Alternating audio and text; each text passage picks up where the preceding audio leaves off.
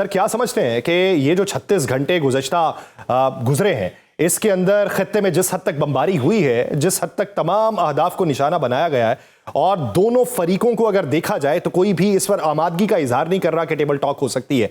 America ये चाहता है कि वो अपना तसल्लुत बरकरार रखे और अपने वजन के मुताबिक टेबल पे बैठे, जबकि ईरान को ये लगता है कि अगर वो टेबल पे बैठा तो वो कमजोर दिखाई देगा। तो नताइज क्या निकलते दिखाई देते हैं? बहुत शुक्रिया यार साहब। बुनियादी तौर पे आपने ऑलमोस्ट सारा सिचुएशन बड़े जबरदस्त कवर किया है, बट मैं कोशिश करता हूँ कोई प्लग कर सकूं अपनी पोजीशन को। देखिए, बुनियादी तौर पर अमेरिका ने जब हमला किया तो मेरा ख्याल है कि जो उन्होंने पहले दिन ईरानी जो लीडरशिप है उसको जो शहीद किया, इंक्लूडिंग जो 40 उनके कमांडर्स और लीडर्स और स्पिरिचुअल लीडर थे सबके सब, तो वो ये एक इटसेल्फ को बहुत अच्छा मेरे लिए एक साइन नहीं था। आमतौर पर दुनिया में जो टॉप लीडरशिप होती है उसको एलिमिनेट नहीं किया जाता। उसको एलिमिनेट इसलिए नहीं किया जाता कि आपने उसी से तो नेगोशिएट करना होता है, उसी को तो डिफीटेड मेंटेलिटी की तरफ लेके जाना होता है, उसी का तो हौसला तोड़ना होता है ताकि लोगों का टूट जाए। ये एक डोमिनो इफेक्ट होता है कि अगर लीडर हौसला हार जाए तो फिर कौमें जल्दी हार जाती हैं।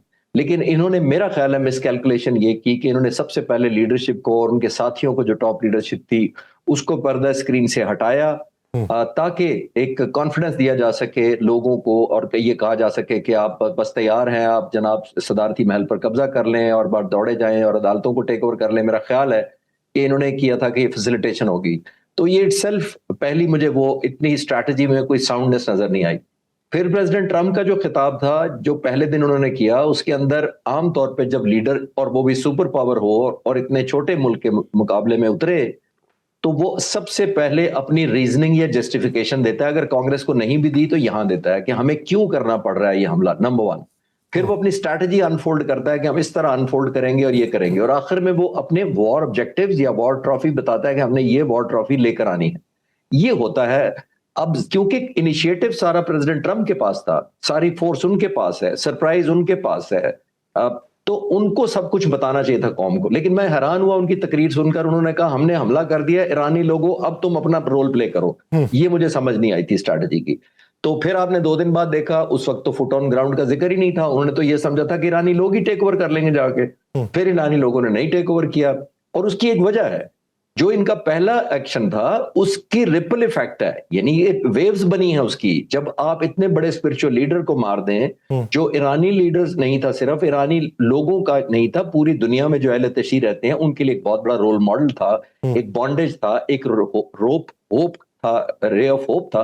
तो उसको एलिमिनेट करने के बाद मेरा ख्याल है वो समझ रहे होंगे, बहुत सारे लोग जो फेंस पे बैठे होते हैं ऐसे मौकों पर, यानी कि ईरानियन की मैं बात कर रहा हूं, जो सोच रहे होते हैं कि मेरी एफिलिएशन प्रो गवर्नमेंट है या एंटी गवर्नमेंट है, वो भी प्रो इसलिए हो जाते हैं कि वो समझते हैं कि हमारा नुकसान तो साझा हुआ है। तो मेरा ख्याल है वो नॉन स्टार्टर सा हुआ है बहरहाल एनीवे, क्योंकि वो बड़ा मुल्क है, बहुत फोर्स है, मिलिट्री स्ट्रैटेजी उनके पास है, वॉर प्लान उनके पास है, नेबरिंग कंट्री उनको सपोर्ट कर रहे हैं। ये ईरान अकेला, जिसको मैं अक्सर कहता हूं कि Ayatollah Khamenei was the last man standing. Last man standing इसलिए कह रहा हूं कि इस खित्ते में कौन इतना स्टैंड ले सकता है अमेरिका के खिलाफ या इजराइल के खिलाफ। खास तौर पर कोई डिजाइन हो ही नहीं रहा, कोई नजर नहीं आ रहा मुझे। तो अनफॉर्चुनेटली जो कुछ हुआ है वो तो बिहाइंड अस, और ये जो डेवलप हो रही हैं और ये जो रोजाना की बुनियाद पर बयानात बदल रहे हैं, उसकी मैं बात कर सकता हूं कि उसके क्या इफेक्ट्स हैं, और मेरा ख्याल अफजल साहब बेहतर रोशनी। चिश्ती साहब, ये जो बात कर रहे हैं अफजल रजा साहब के, जो एक इल्जाम था या जो गुमान था कि एक असैसिनेशन के बाद या बड़े अजहान को ख़त्म करने के बाद वो रजीम चेंज कर लेंगे, तो सवाल ये है कि अगर खामनाई साहब के बारे में ये तासुर था कि वही सब कुछ कंट्रोल कर रहे हैं, वही एक दिमाग जो है वो दस्तरस रखता है ईरान के पूरे निज़ाम के ऊपर और ख़ित्ते के पूरे निज़ाम के ऊपर, तो फिर सवाल ये पैदा होता है कि उनके बाद जो सेकंड टियर लीडरशिप आई या जो थर्ड टियर लीडरशिप रेडी है, तो फिर ये खामनाईइज्म जो है ये किस हद तक प्रिवेल किया, किस तरीके से किया, और जिसने अब अमेरिका को शशदर रहने पे मजबूर कर दिया है कि ये तो एक शख्स की कहानी नहीं थी, ये तो नजरिया था। यासिर साहब, इसमें मेरा ख्याल शशदर होने की भी कोई बात नहीं है अमेरिका के लिए। मेरे जैसा स्टूडेंट जो पाकिस्तान में बैठा हुआ है एक मिलिट्री वॉरफेयर का या मिलिट्री हिस्ट्री का, मैं पढ़ सकता हूं ईरान को कि जो जून 2025 में जब हमला हुआ था, तो आप याद करें कि 37 टॉप के मिलिट्री लीडर्स, तमाम आर्मी चीफ्स और सबको शहीद कर दिया गया था। 19 न्यूक्लियर साइंटिस्ट को शहीद कर दिया गया था पहली वेव में ही ऑलमोस्ट। अब ये जो दूसरा हमला, और क्या हुआ था, 12 दिन तक जंग चलती रही थी, इजराइल को निशाना बनाया गया था, सो मच सो कि डिगो गार्शिया से और कौन कौन से बेसिस से इनको B-52 लाकर बमबारी करनी पड़ी थी ताकि ईरान को मजबूर किया जा सके सीज फायर का। ये पार्ट 1 है।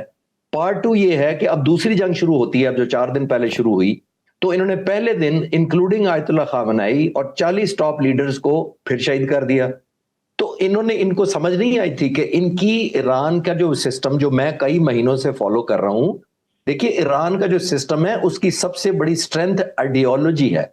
इसमें बहुत जबरदस्त सक्सेशन इनकी लीडर है। ये वो पॉलिटिकल प्राइम मिनिस्टर नहीं है कि अब एक को किया तो अब तो इलेक्शन होंगे फिर अगला जीत कर आएगा। वो 36 साल से लीडर थे स्पिरिचुअल, और आयतुल्ला खुमैनी के फौरन बाद उन्होंने टेक ओवर किया था। तो पिछले 47 साल में ये 2 लोग हैं जो इस लोगों के, चाहे वो हुकूमत कह लें या स्पिरिचुअलिज्म कह लें या उनके लीडर थे मजहबी, तो अब ये 36 साल पुरानी लेगेसी को आप कैसे कर सकते थे कि आप 40 को एलिमिनेट करेंगे तो ऑलमोस्ट किसी को तो पता ही नहीं होगा जंग कैसे लड़नी है। जैसे पिछले सवाल के जवाब में मैंने कहा, अमेरिका ने कैलकुलेट किया होगा कि लोग भागे सड़कों पे निकलेंगे और बस हुकूमत को टेक ओवर कर लेंगे और ड्रीम कम ट्रू हो जाएगा अमेरिका का और इसराइल का। तो ऐसा नहीं होता। मैं जितना स्टडी कर पाया हूं ईरान का जो मिलिट्री सिस्टम है, इनमें command, decision making, targeting strategy centralised है, इसमें कोई शक नहीं है।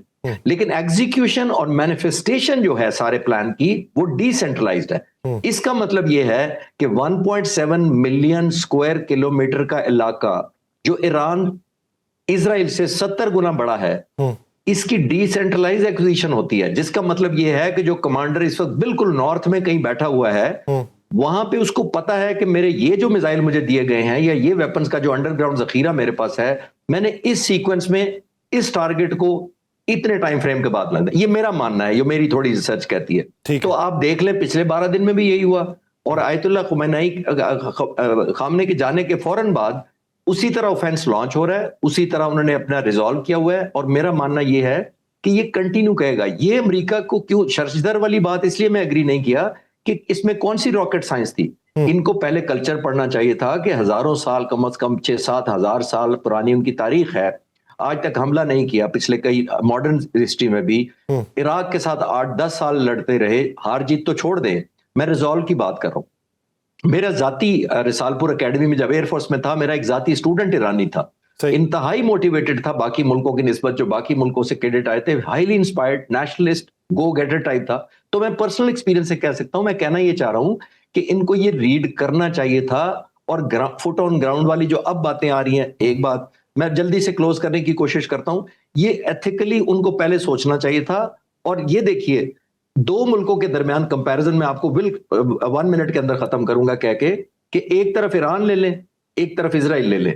ये 2 मुल्कों में से हम तीनों मिलकर, अफजल साहब, मैं और आप फैसला कर लेते हैं, अभी ऑडियंस को छोड़ देते हैं कि अगर हम फैसला करना चाहें और वोट करेंगे कि दोनों मुल्कों में से किसके पास गारंटीड न्यूक्लियर वेपन्स हैं और किसके पास शायद हो या ना हो। जाहिर है इजराइल। एनपीटी पर साइन ईरान ने किए हैं, इजराइल ने नहीं किए हैं। इंटरनेशनल एटॉमिक एनर्जी कमीशन की इंस्पेक्शंस खोलने के बाद नो ऑब्जेक्शन सर्टिफिकेट या क्लीन चिट ईरान ने ली है कई दफा, इजराइल ने आज तक नहीं एक्सेस दिया।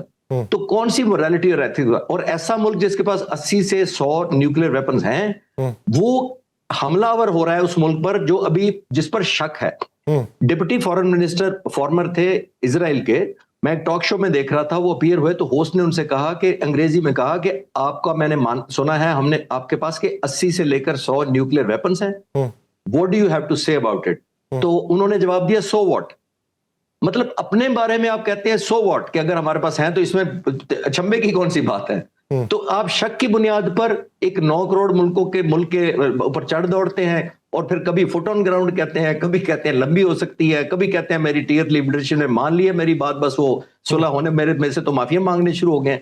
पता नहीं कौन सी इल्यूजन्स या डिल्यूजन्स में रह रहे हैं लीडर्स दुनिया के, कि इतनी simple cut and paste type कह रहे हैं हुकूमत हो जाएगी। तो अनफॉर्चुनेटली ऐसा होता नहीं है, रियलिटी ऑन ग्राउंड बहुत डिफरेंट होती है।